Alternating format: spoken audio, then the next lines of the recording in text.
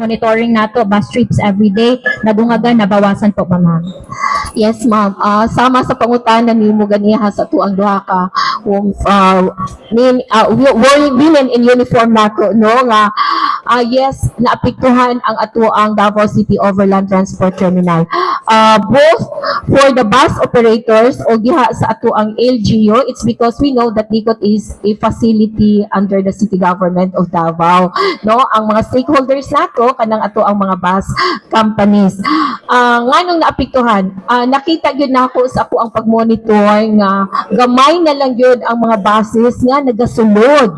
In fact, nagabakanti na ang ato ang mga bangag nga kana unta ginailugan man gyud ng mga base nato no because we have this policy na 30 minutes interval lang gyud ka diha magstay diha and then kung human ang 30 minutes na puno or gamay ra kag pasahero you have to exit. Pero karon gahapon tungod kay naapoy activity ang DOLI in partnership with both the government and private agencies, nakita nila nga naa ni mga bakante nga base. So both ipasabot ang mga bus companies pod nato murag nag-control or nag-limit sila sa mga bus nga ilang ginapabiyahe. So affected ang city, it's because ang income nato sa ilaha is through trip ticket. Diba? O maybe sa bus operators po tungod sa kamahal sa gasolina karon maong naglimit na lang po sila sa ilang ginapabiyahe nga bus. So Ma'am, you mentioned affected pila pa estimated number nato ma'am bus trips and mga pasahero po. Yes, during our kanang normal nato sa una average nato is 700 to 800 bus trips a day. No? And karon actually gi-monitor nako ang atong outgoing naabot lang butag 500 to 600 bus trips a day. Yes, pag-start na gyud sa kaning pag-increase sa ato ang gasolina, no, because gina-monitor man gyud na nato pag-exit sa mga buses nato. So ingana and second, dapat unta daghan tag mga pasahero karon tungod kay araw ng Davao. Oo. So just imagine ang iyang difference niya, napiktuhan gyud ta. And karon gipangandaman na po nato ang ato ang pinaka number one gyud nga peak months nato no aside from December is kaning ato ang undas. So I don't know, it's because may balaan na nato karong Friday no kay ting pauli naman gyud because Holy Week na gyud ang next next week nato.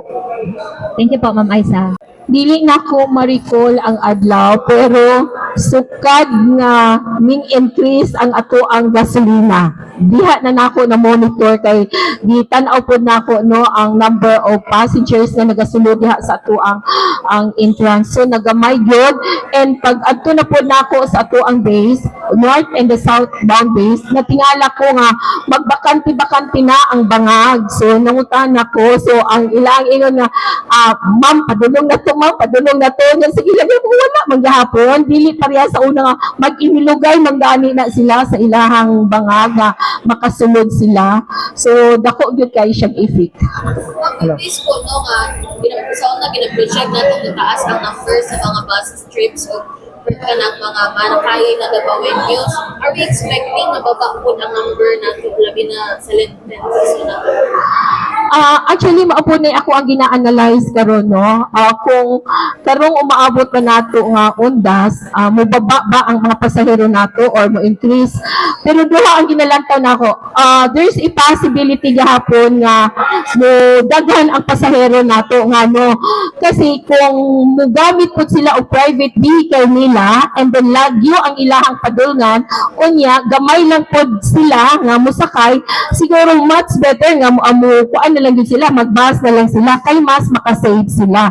So because of that ang lantaw nga ato ang ginaestudyohan, nakiko-coordinate lang gihapon ko sa ato ang LTFRB ug sa ato ang mga bus operators for them to be ready to request for special permits no kay alangan diha na pud ta mag-implemento because sama sa kong ginon is naagapon ko yung hope na daghan gapon ang nasakay diha sa ato ang DICOT terminal ma'am. Okay. Ma'am, so far po, na po ba yung mga bus companies na express nga kanang mababaan na mo ang mga number of bus trips nga sa dikot nato tungod sa fuel nato nga emergency karon crisis? Thank you for asking that. No, hindi ako gina-expect. No, it's because as what I've said, na naagit na 30 minutes interval sa matag bahas na musulod diha.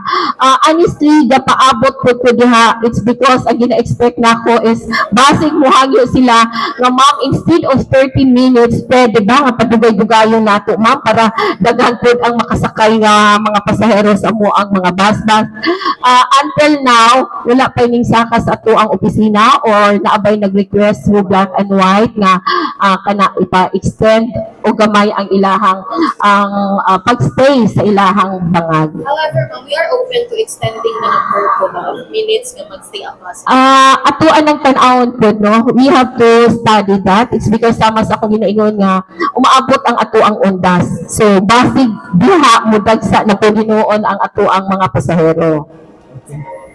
So far, wala pa tayo na-receive na directive regarding that, sir, no? So, when it comes sa income naman diha sa ato ang Gico Terminal, yes, it's true nga dako kay contribution, no, sa ato ang LGU because just imagine, nag-earn tag more than 50 million a year, no, right after the COVID. It's because before ang COVID, dahil pinakadako din na income na na-reach na ako, naka-reach ko og 71 million. So, after the COVID, nag-adjust na po siya, nagataas siya last year, kung ma-recall na ako, murag na ata sa more or less 52 million.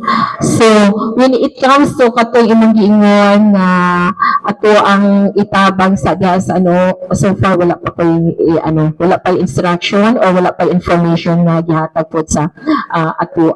And as what I've said, naobserbahan po na nato katong pagtaas lang sa ato ang gasolina, and we are still observing and studying kung madako ba gyud ang effect niya diha sa ato ang mga stakeholders.